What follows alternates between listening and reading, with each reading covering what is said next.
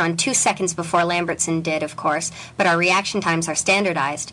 So when we corrected for my extra speed, we knew that I must have caught the impulse about 0.07 seconds after he did. Crude, of course, but not nearly fast enough, and we can't reproduce on a stable basis. Lambertson says that's as close as we can get without cortical probes, and that's where I put my foot down. I may have a gold mine in this head of mine, but nobody is going to put burr holes through my skull in order to tap it. Not for a while yet. That's unfair, of course, because it sounds as if Lambertson were trying to force me into something, and he isn't. I've read him about that, and I know he wouldn't allow it. Let's learn everything else we can learn without it first, he says. Later, if you want to go along with it, maybe, but right now, you're not competent to decide for yourself. He may be right, but why not? Why does he keep acting as if I'm a child? Am I, really? With everything, and I mean everything, coming into my mind for the past 23 years, haven't I learned enough to make decisions for myself? Lambertson says, of course everything has been coming in. It's just that I don't know what to do with it all. But somewhere along the line, I have to reach a maturation point of some kind. It scares me sometimes because I can't find an answer to it, and the answer might be perfectly horrible. I don't know where it may end. What's worse, I don't know what point it has reached right now. How much difference is there between my mind and Lambertson's? I'm psi-high, and he isn't, granted. But is there more to it than that? People like Aaron's think so. They think it's a difference between human function and something else. And that scares me because it just isn't true. I'm as human as anybody else, but somehow it seems that I'm the one who has to prove it. I wonder if I ever will. That's why Dr. Custer has to help me. Everything hangs on that. I'm to go up to Boston next week for final studies and testing. If Dr. Custer can do something, what a difference that'll make. Maybe then I could get out of this whole frightening mess, put it behind me, and forget about it. With just the psi alone, I don't think I ever can. Friday, 19 May. Today Lambertson broke down and told me what it was that Aarons had been proposing. It was worse than I thought it would be.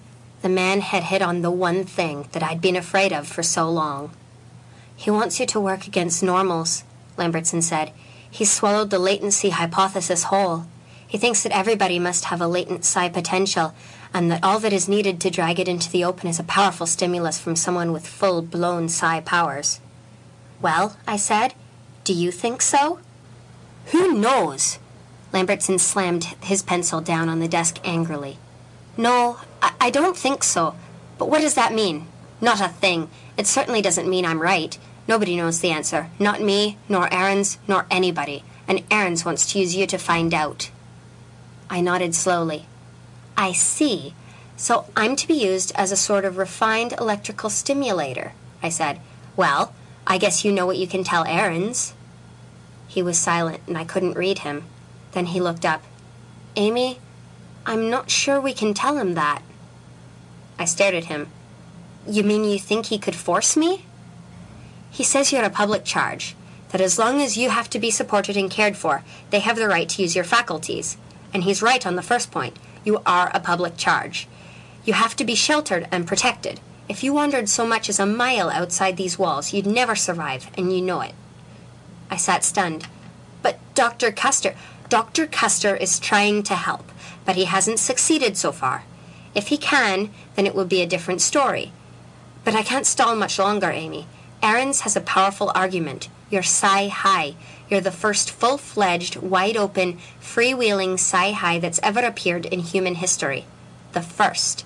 Others in the past have shown potential, maybe, but nothing they could ever learn to control. You've got control. You're fully developed. You're here, and you're the only one there is. Oh, so I happen to be unlucky, I snapped. My genes got mixed up. That's not true, and you know it, Lambertson said. We know your chromosomes better than your face. They're the same as anyone else's. There's no gene difference, none at all. When you're gone, you'll be gone, and there's no reason to think that your children will have any more psi potential than Charlie Dakin has. Something was building up in me that I couldn't control any longer. You think I should go with Aarons, I said dully. He hesitated. I'm afraid you're going to have to, sooner or later. Aaron's has some latents up in Boston. He's certain that they're latents. He's talked to the directors down here.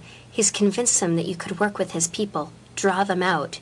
You could open the door to a whole new world for human beings. I lost my temper then.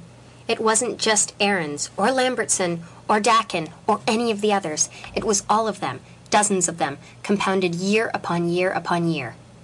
"Now listen to me for a minute," I said. "Have any of you ever considered what I wanted in this thing? Ever? Have any of you given that one single thought, just once, one time when you were so sick of thinking great thoughts for humanity that you let another thought leak through? Have you ever thought about what kind of a shuffle I've had since all this started? Well, you'd better think about it. Right now." "Amy, you know I don't want to push you." "Listen to me, Lambertson. My folks got rid of me fast when they found out about me. Did you know that? They hated me because I scared them. It didn't hurt me too much because I thought I knew why they hated me. I could understand it, and I went off to Bairdsley without even crying. They were going to come see me every week. But you know how often they managed to make it? Not once after I was off their hands. And then at Bairdsley, Aaron's examined me and decided that I was a cripple. He didn't know anything about me then, but he thought Cy was a defect. And that was as far as it went. I did what Aaron's wanted me to do at Bairdsley. Never what I wanted, just what they wanted. Years and years of what they wanted. And then you came along, and I came to the study center and did what you wanted." It hurt him, and I knew it. I guess that was what I wanted, to hurt him and to hurt everybody. He was shaking his head, staring at me. "Amy, be fair. I've tried. You know how hard I've tried." "Tried what? To train me? Yes. But why? To give me better use of my psi faculties? Yes. But why? Did you do it for me? Is that really why you did it? Or was that just another phony front, like all the rest of them, in order to use me, to make me a little more valuable to have around?" He slapped my face so hard it jolted me. I could feel the awful pain and hurt in his mind as he stared at me, and I sensed the stinging in his palm that matched the burning in my cheek. And then something fell away in his mind, and I saw something I had never seen before. He loved me, that man. Incredible, isn't it? He loved me. Me, who couldn't call him anything but Lambertson, who couldn't imagine calling him Michael, to say nothing of Mike, just Lambertson, who did this, or Lambertson who thought that. But he could never tell me. He had decided that. I was too helpless. I needed him too much. I needed love, but not the kind of love Lambertson wanted to give.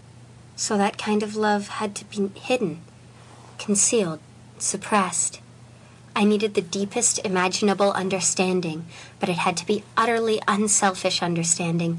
Anything else would be taking advantage of me, so a barrier had to be built. A barrier that I should never penetrate, and that he should never be tempted to break down. Lambertson had done that, for me. It was all there suddenly, so overwhelming it made me gasp from the impact. I wanted to throw my arms around him. Instead, I sat down in the chair, shaking my head helplessly. I hated myself then. I had hated myself before, but never like this. "If I could only go somewhere," I said, "someplace where nobody knew me, where I could just live by myself for a while and shut the doors and shut out the thoughts and pretend for a while, just pretend that I'm perfectly normal." "I wish you could," Lambertson said, "but you can't. You know that. Not unless Custer can really help." We sat there for a while. Then I said, "Let Aaron's come down. Let him bring anybody he wants with him. I'll do what he wants until I see Custer." That hurt too, but it was different. It hurt both of us together, not separately anymore, and somehow it didn't hurt so much that way. Monday, 22 May. Aaron's drove down from Boston this morning with a girl named Mary Bolton, and we went to work. I think I'm beginning to understand how a dog can tell when someone wants to kick him and doesn't quite dare. I could feel the back of my neck prickle when that man walked into the conference room. I was hoping he might have changed since the last time I saw him. He hadn't, but I had. I wasn't afraid of him anymore, just awfully tired of him after he'd been here about 10 minutes. Oh, but that girl, I wonder what sort of story he'd told her. She couldn't have been more than 16, and she was terrorized. At first I thought it was errands she was afraid of, but that wasn't so. It was me.